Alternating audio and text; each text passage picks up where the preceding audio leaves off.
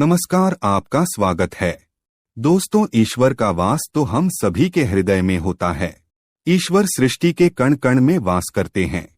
लेकिन जब हम भगवान को उनके मंगल स्वरूप में बनी हुई मूर्ति में देखकर उनकी पूजा करते हैं तो हमारी पूजा का हमें कई गुना अधिक फल प्राप्त होता है। भगवान को मूर्ति रूप में स्थापित करके उनकी पूजा करने के पीछे आध्यात्मिक ही नहीं बल्कि इसके पीछे वैज्ञानिक रहस्य भी छिपा हुआ है। जब हम अपने आराध्य को मूर्ति के रूप में देखते हैं तो हमारा मन और मस्तिष्क संपूर्ण रूप से भगवान के लिए समर्पित हो जाता है। जब भी उस मूर्ति को चोट लगती है अथवा गलती से हमारे हाथ से वह मूर्ति गिर जाती है तो हमें बहुत दुख और पीड़ा होती है, क्योंकि हमारी श्रद्धा और विश्वास उस मूर्ति में बसे भगवान से जुड़ा हुआ होता है। प्राचीन काल से ही हिंदू धर्म में भगवान की मूर्तियों को बहुत ही अधिक महत्व दिया जाता है। घर में मूर्तियों को रखना और उनकी विधि विधान से पूजा करना मनुष्य के मन और तन दोनों को शुद्ध करता है। शास्त्रों के अनुसार भगवान की मूर्तियों की नित्य पूजा आराधना करने से भगवान के प्रति विश्वास और श्रद्धा में वृद्धि होती है। जब हम अपने पूजा घर में भगवान की मूर्ति रखते हैं तो हमारा मन भगवान की ओर केंद्रित हो जाता है और हम एकाग्रता से भगवान के साथ जुड़ जाते हैं। इससे हमारा मन और मस्तिष्क किसी जलाशय की भांति शांत हो जाता है और हम ईश्वर की भक्ति में तल्लीन हो जाते हैं। लेकिन दोस्तों, पूजा घर में देवी देवताओं की मूर्तियों को रखने के भी महत्वपूर्ण नियम होते हैं। शास्त्रों में पूजा घर में देवी देवताओं की मूर्तियों को रखने की और उनकी पूजा करने की विधि बताई गई है। वास्तुशास्त्र में पूजा घर में देवताओं की मूर्तियां रखने का सही तरीका बताया गया है। अगर हम इन नियमों का पालन करते हुए देवी देवताओं की मूर्तियों की पूजा करते हैं तो निश्चित ही हमारा जीवन सुखकर बनने लगता है। गलत तरीके से मूर्ति रखना, बिना विधि के मूर्तियों की पूजा करना, चित्र विचित्र मूर्तियों की स्थापना करना, पूजा घर में देवताओं के अलावा अन्य मूर्तियां रखना आदि प्रकार की छोटी छोटी गलतियों के कारण भी हमारे घर में नकारात्मक ऊर्जा का संचार होता है। नियमों का पालन न करने के कारण हमारे द्वारा की गई पूजा भी व्यर्थ हो जाती है। शास्त्रों के अनुसार कुछ देवी देवताओं की मूर्तियों को पूजा घर में नहीं रखना चाहिए, क्योंकि इन देवताओं की पूजा की विधि बहुत ही कठिन होती है और इनकी पूजा करते समय कठोर नियमों का पालन करना पड़ता है, जो साधारण मनुष्य नहीं कर पाते, जिस कारण से शास्त्रों में कुछ मूर्तियों को घर में रखने की मनाही की गई है। कुछ लोग जाने अनजाने में इन मूर्तियों को पूजा घर में लाकर रख देते हैं, जिसका अशुभ प्रभाव उनके जीवन पर पड़ता है। कुछ देवी देवताओं की पूजा तंत्र साधना तथा अघोरी विद्या के द्वारा की जाती है और तांत्रिक पूजा हम अपने घर में नहीं कर सकते। इसीलिए इन मूर्तियों को घर में कभी नहीं रखना चाहिए। साथ ही वास्तुशास्त्र के अनुसार देवी देवताओं की मूर्तियों को घर में रखते समय उनके स्वरूप का भी ध्यान रखना आवश्यक होता है। प्रत्येक देवी देवता को एक विशिष्ट रूप में ही पूजना चाहिए, तभी उसका शुभ फल प्राप्त होता है। आज हम जानेंगे कि हमें पूजा घर में किस प्रकार की मूर्तियों को नहीं रखना चाहिए, कौन सी मूर्तियां अशुभ फल देती है और कौन सी मूर्तियां शुभ फल देने वाली होती है। साथ ही जानेंगे कि वास्तुशास्त्र के अनुसार पूजा घर कैसा होना चाहिए, पूजा घर की सही दिशा कौन सी है और पूजा घर में पूजा करते समय कौन से महत्वपूर्ण नियमों का पालन हमें करना चाहिए। घर में नियमित रूप से पूजा पाठ करने से घर में खुशहाली आती है और घर की सारी नकारात्मकता भी दूर हो जाती है। लेकिन यह तभी संभव है जब हमारे घर में रखा हुआ हमारा मंदिर वास्तुशास्त्र के अनुसार सही दिशा में और सही तरीके से रखा गया हो। यदि मंदिर की दशा और दिशा गलत है तो हमारे जीवन और घर परिवार पर इसका विपरीत परिणाम पड़ता है। तो चलिए जान लेते हैं वास्तुशास्त्र के अनुसार पूजा घर कैसा होना चाहिए, पूजा घर में मूर्तियों की स्थापना कैसे करनी चाहिए और कौन सी मूर्तियां पूजा घर में नहीं रखनी चाहिए। दोस्तों, वास्तुशास्त्र के अनुसार पूजा घर का एक निश्चित स्थान और दिशा होती है। वास्तु के अनुसार पूजा घर हमेशा ही ईशान दिशा में बनवाना चाहिए। ईशान दिशा अर्थात पूर्व और उत्तर के मध्य की दिशा। क्योंकि इस दिशा में सर्वाधिक सकारात्मक ऊर्जा होती है। इस दिशा में पूजा घर बनवाने से और पूजा पाठ करने से अत्यधिक शुभ फल प्राप्त होते हैं। वास्तुशास्त्र के अनुसार पूजा घर हमेशा स्वच्छ रखना चाहिए। पूजा घर में टूटा फूटा सामान, पुराने कपड़े, पुराने बर्तन, चमड़े से बनी चीजें आदि नहीं रखनी चाहिए। इसका पूजा घर की ऊर्जा पर नकारात्मक प्रभाव पड़ता है। पूजा घर में सदैव ही दीपक जलाए रखना चाहिए। नित्य शाम के समय पूजा घर में एक दीपक जरूर जलाना चाहिए। इससे पूजा घर में सकारात्मक ऊर्जा बनी रहती है।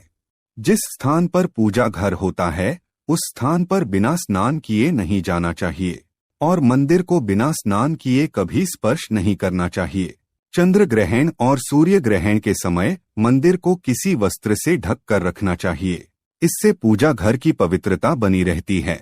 आइए अब जानते हैं पूजा घर में रखी जाने वाली मूर्तियों के बारे में महत्वपूर्ण जानकारी।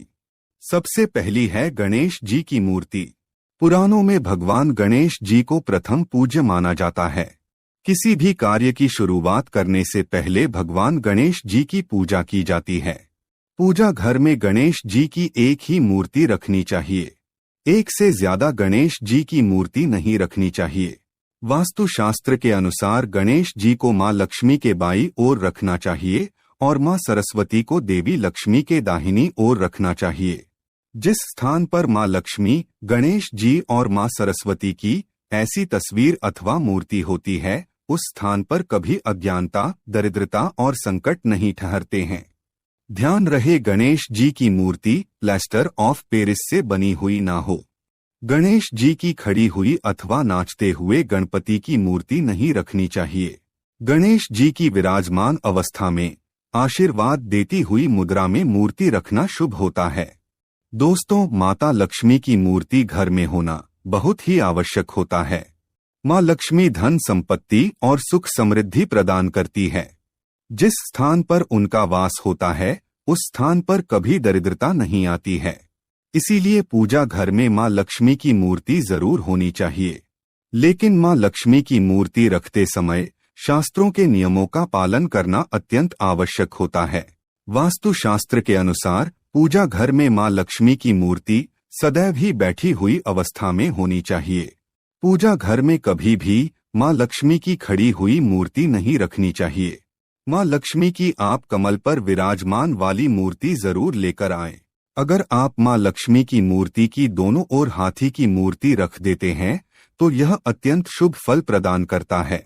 साथ ही शास्त्रों के अनुसार मां लक्ष्मी का वास उसी स्थान पर होता है जिस स्थान पर भगवान विष्णु निवास करते हैं। इसीलिए अगर आप मां लक्ष्मी के साथ भगवान विष्णु जी की मूर्ति रखते हैं तो यह अत्यंत लाभदायक होगा। मां लक्ष्मी की पूजा हमेशा ही भगवान विष्णु के साथ करनी चाहिए। लक्ष्मी नारायण की पूजा में तुलसी और चावल का बहुत अधिक महत्व होता है।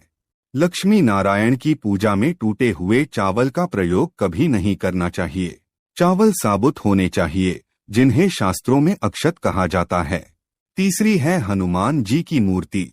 दोस्तों, अक्सर हनुमान जी की मूर्ति रखने में लोगों के मन में असमंजस की स्थिति पैदा होती है कि पूजा घर में मूर्ति रखें या नहीं रखें। लेकिन आपको बता दे कि पूजा घर में हनुमान जी की मूर्ति जरूर रखनी चाहिए। हनुमान जी संकटों का नाश करने वाले देवता है। घर में हनुमान जी हो तो किसी भी प्रकार का भय नहीं रहता है। बुरी शक्तियां घर में प्रवेश नहीं करती है। हनुमान जी की मूर्ति पूजा घर में होने से गृह दोष समाप्त होते हैं और कष्टों से मुक्ति मिलती है। आप हनुमान जी की बैठी हुई मूर्ति अपने पूजा घर में जरूर रखें। यदि घर परिवार में क्लेश है, लड़ाई झगड़े वाद विवाद होते रहते हैं, भाई भाई में प्रेम नहीं है, तो आप अपने घर में राम दरबार की फोटो जरूर रखें। आप राम दरबार की मूर्ति भी ला सकते हैं जिसमें हनुमान जी भी उपस्थित हो। इसे पूजा घर में रखने से परिवार में प्रेम और शांति बनी रहती है। इसके साथ ही पूजा घर में शिवलिंग जरूर रखना चाहिए। ध्यान रहे शिवलिंग ज्यादा बड़ा नहीं होना चाहिए।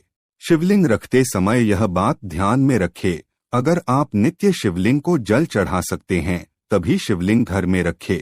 यदि आप ऐसा नहीं कर पाते तो शिवलिंग नहीं रखना चाहिए।